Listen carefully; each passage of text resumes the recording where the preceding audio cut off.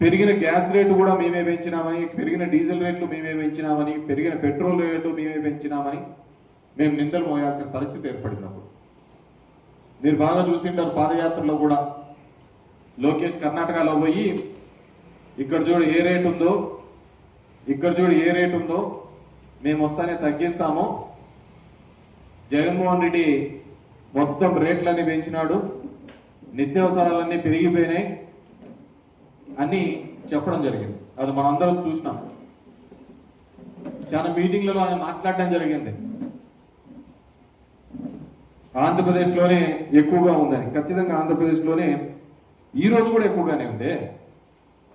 కూటమి ప్రభుత్వం వచ్చిన తర్వాత 2026లో చూస్తే పెట్రోల్ ప్రైస్ 109 నుంచి 110 రూపాయల మధ్యలో ఉంది. డీజిల్ ప్రైస్ ఆంధ్రప్రదేశ్లో చూస్తే 97 నుంచి 98 రూపాయలకు ఉంది. కాబట్టి ఈరోజు కూడా తగ్గలేదే. సిలిండర్ మీద డొమెస్టిక్ అయితే 65 రూపాయలు పెంచడం జరిగింది. అదేవిధంగా కమర్షియల్ అయితే 110, 115 పెంచడం జరిగింది. అంతేనప్ప ప్రసాదం 115 ఎంతో పెంచడం జరిగింది. పెంచడం జరుగుతూ డొమెస్టిక్ బుకింగ్స్ చేసుకోవాలి అంటే ఈరోజు నా ఇంట్లో సిలిండర్ అయిపోయింది అంటే 25 రోజుల తర్వాత మళ్ళీ సిలిండర్ వచ్చేది. 25 డేస్ వరకు మళ్ళీ సిలిండర్ రాదు అని చెప్పేసి. కమర్షియల్ దాంట్లోకైతే ఇంకా బుకింగ్సే లేవు అని చెప్పి చెప్పడం జరిగింది. కమర్షియల్కి అయితే బుకింగ్సే లేవు అని చెప్పడం జరిగింది. సరే, ఇరాన్లో యుద్ధం జరుగుతుంది. అక్కడ నుంచి రావాల్సిన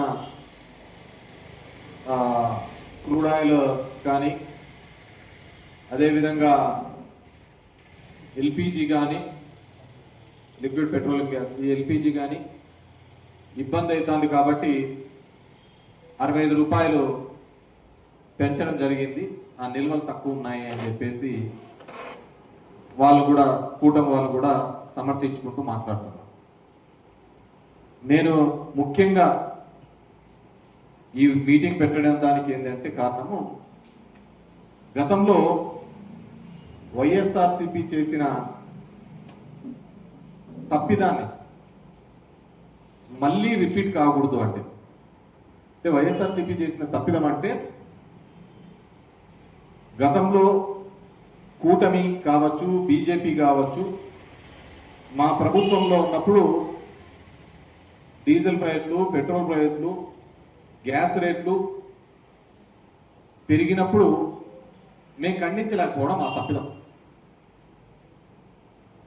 ఆ తప్పిదం చేయడం వల్లనే పెరిగిన గ్యాస్ రేటు కూడా మేమే పెంచినామని, పెరిగిన డీజిల్ రేట్లు మేమే పెంచినామని, పెరిగిన పెట్రోల్ రేటు మేమే పెంచినామని మేము నిందలు మోయాల్సిన పరిస్థితి ఏర్పడినప్పుడు మీరు బాగా చూసింటారు. పాదయాత్రలో కూడా లోకేష్ కర్ణాటకలో పోయి ఇక్కడ చూడు ఏ రేటు ఉందో, ఇక్కడ చూడు ఏ రేటు ఉందో, మేము వస్తానే తగ్గిస్తాము, జగన్మోహన్ రెడ్డి మొత్తం రేట్లన్నీ పెంచినాడు, నిత్యావసరాలన్నీ పెరిగిపోయినాయి అని చెప్పడం జరిగింది. అది మనందరం చూసినాం.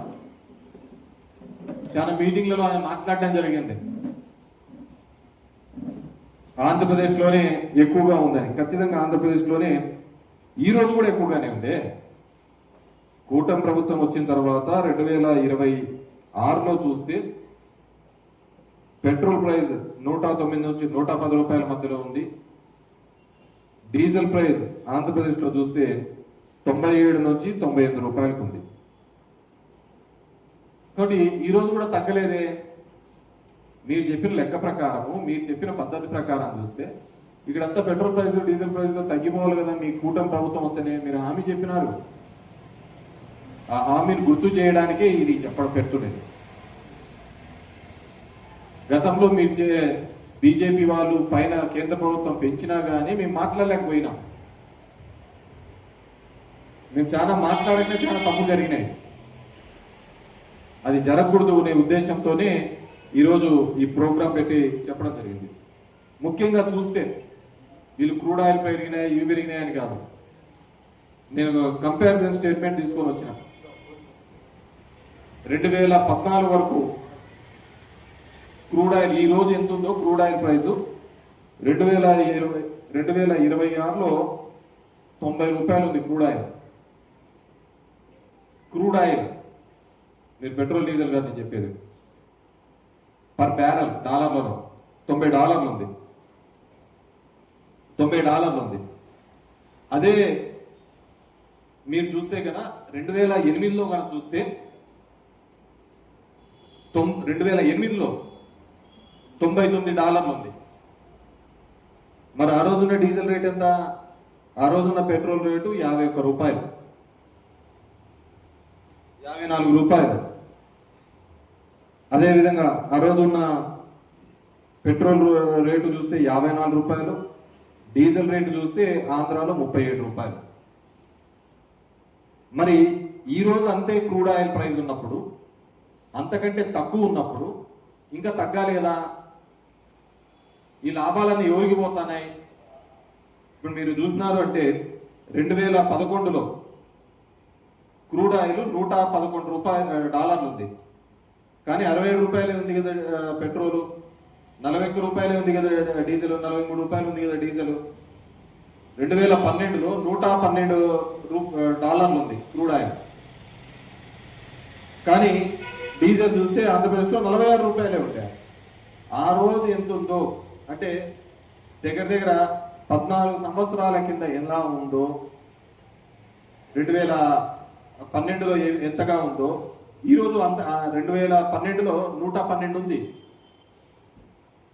మరి ఇవన్నీ ఎక్కడికి పోతున్నాయి? ఎందుకు ఈ భారం అంతా ప్రజల మీదకి 2014 నుంచి ఇప్పటి వరకు 2026 వరకు ప్రజల మీదే మోపుతున్నారు కదా ఈ భారం అంతా. గతంలో మన్మోహన్ సింగ్ గారు ఉన్నప్పుడు లేని భారం అంతా ఈ రోజు బీజేపీ గవర్నమెంట్ వచ్చిన తర్వాత ఇదంతా ప్రజల మీదే మోపుతున్నారు కదా భారం అంతా. ఈరోజు ఇంకా ఇన్ఫాక్ట్ క్రూడ్ ఆయిల్ ప్రైస్ అంతా తగ్గిపోయింది, పడిపోయింది. ఇవన్నీ ఎక్కడికి పోతున్నాయి? ఇదే గతంలో రాజశేఖర రెడ్డి గారు ముఖ్యమంత్రిగా ఉన్నప్పుడు ఐ థింక్ 2008లో అనుకుంటా కేంద్రము 50 రూపాయలు పెంచింది ఈ ఎల్పిజి సిలిండర్స్ మీద, గ్యాస్ మీద. ఆ రోజు ఆ 50 రూపాయలు కూడా ప్రజల మీద భారం పడకూడదని వైఎస్ రాజశేఖర రెడ్డి గారు ముఖ్యమంత్రిగా ఉన్నప్పుడు ఆయనే ఆ లోడ్ అంతా భరించడం జరిగింది. ఆయన ఇన్ ద సెన్స్ ప్రభుత్వం, ఆ రోజు రాజశేఖర రెడ్డి గారి ప్రభుత్వమే ఆ భారాన్నంతా ప్రజల మీద పడకూడదు, ఆ 50 రూపాయల భారం అని చెప్పేసి మొత్తం అంతా కూడా రాజశేఖర రెడ్డి గారి ప్రభుత్వం భరించింది. ఈరోజు నేను కోరుకునేది ఏంటంటే, ఈరోజు పవన్ కళ్యాణ్ కావచ్చు, చంద్రబాబు నాయుడు గారు కావచ్చు, బీజేపీ కావచ్చు, కూటమి 15 సంవత్సరాలు మేము ఎక్కడికే కానీ పోము, కలిసిమెలిసి ఉంటాము, ఉండాలి అని ప్రార్థిస్తున్నారు, కోరుకుంటున్నారు. అది మీ తిప్పలు ఏదైనా కానీ మీరు ఉండాలనుకుంటారు, ప్రజలు ఉండాలి కదా. ప్రజలకు నిజాలు తెలియజేయాల్సిన బాధ్యత కూడా మా మీద ఉంది. దానికే ఈరోజు ఈ కార్యక్రమం చెప్తున్నాను. మీరు కర్ణాటకలో పోయి అక్కడ రేట్ తక్కువ ఉంది, ఇక్కడికి వచ్చిన తర్వాత రేట్ తగ్గిస్తామన్నారు, మరి రేట్ ఏం తగ్గలే. నేను యుద్ధం గురించి మాట్లాడటంలే, యుద్ధం వచ్చింది దాని తర్వాత పెరిగిందని కాదు చెప్పేది. ఇది మీ ప్రభుత్వాల్లో జరిగినప్పుడు మీరు ఏం చేస్తున్నారు? మొత్తం నిందలంతా వైఎస్ఆర్ కాంగ్రెస్ మీద పెట్టినారు కదా, కేంద్రం పెంచిన దాని మీద కూడా. ఎంత దరిద్రం అంటే అమరావతి కోసం 1% ₹1 సెస్ కూడా పెంచినారు మీరు. అమరావతి అభివృద్ధిలో భాగంగా పెట్రోల్ మీద, డీజిల్ మీద, దీళ్ళ మీద ₹1 ఎక్స్ట్రా కూడా పెంచినారు మీరు. కానీ మేము చెప్పలేకపోయినాం. అదే కదా మాకు ఈ రోజున్న పరిస్థితిలో ఇవన్నీ కూడా. ఎందుకంటే చంద్రబాబు నాయుడు అంటాడు, నేను 20 ఏళ్ళ ముందర ఆలోచిస్తా అంటాను అని చెప్పేసి. 2 రోజుల ముందర ఆలోచించలేకపోయినావు యుద్ధం వస్తుందని చెప్పేసి. నరేంద్ర మోడీ ఇజ్రాయెల్ పోయి వచ్చినాడు, 2వ రోజే ఈడబడా. ఆడికి పోయి Israel is father land, India is mother land అంటారు. ఇక్కడికి వచ్చి మా మీద వేసి జనాలకు సమాధానం చెప్పుకోవాలి కదా. రోజు ఒకరి మీద, మతం మీద, ఇంకోటి మీద రాగద్వేషాలు పెంచుకుంటూ పోవడం కాదు కదా. ఈరోజు యుద్ధం వచ్చింది కాదంటంలా, ఆ రోజు అనుకూలంగా లేని పరిస్థితుల్లో కూడా ప్రభుత్వం భారం మోసింది.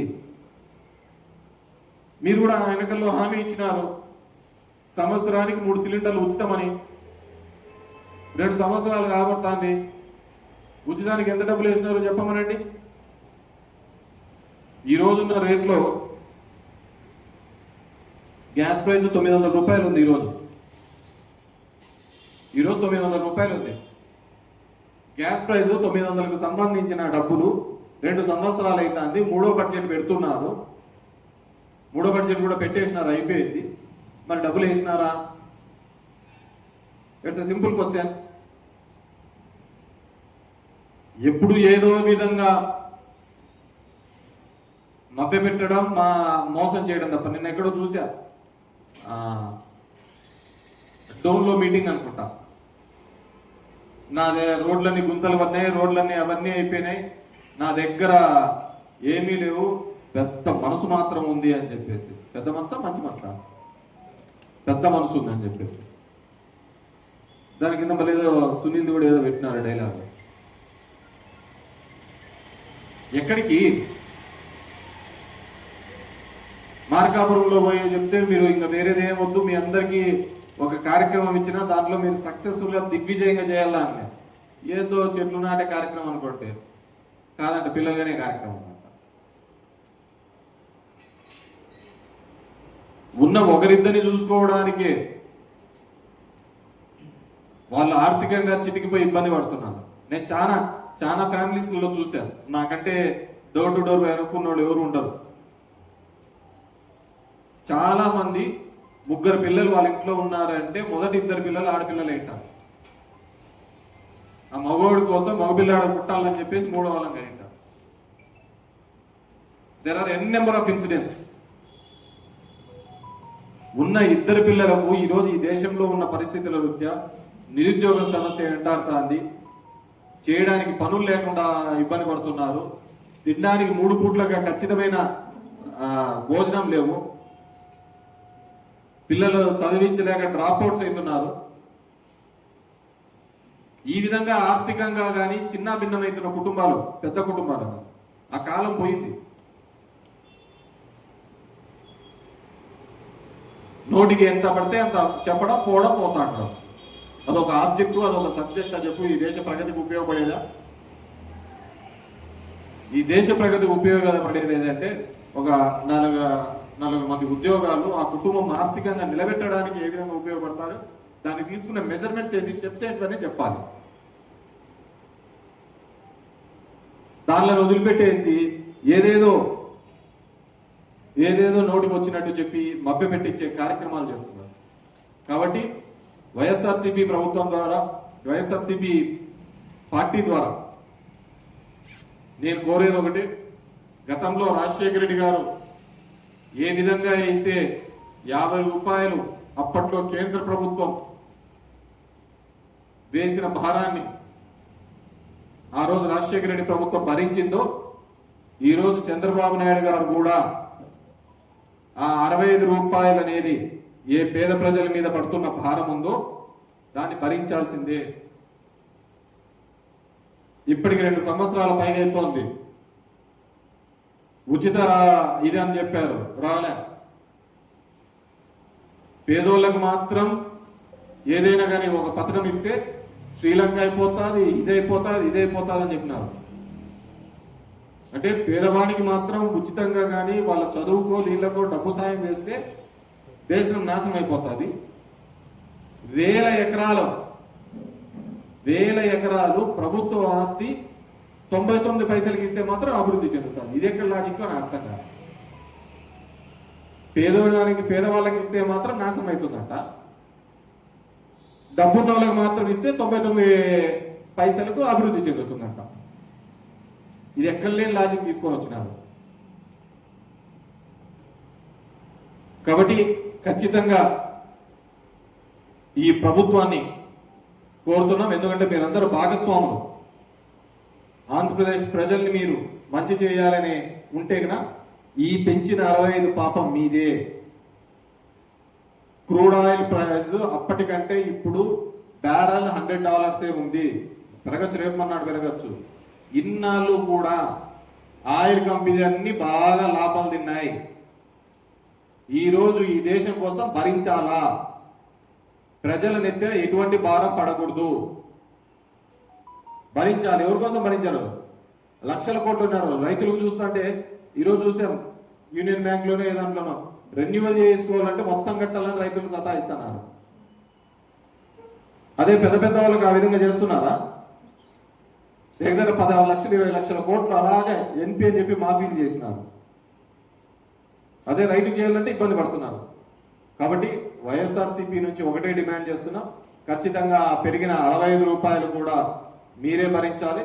అదేవిధంగా మీరు అంటున్న 3 సిలిండర్లు సంవత్సరానికి ఇవ్వాల్సినది 900, 2700, 2 సంవత్సరాల డబ్బులు కూడా పడాలి. అది కూడా ఖచ్చితంగా వేయాలని చెప్పేసి కోరుకుంటున్నాం.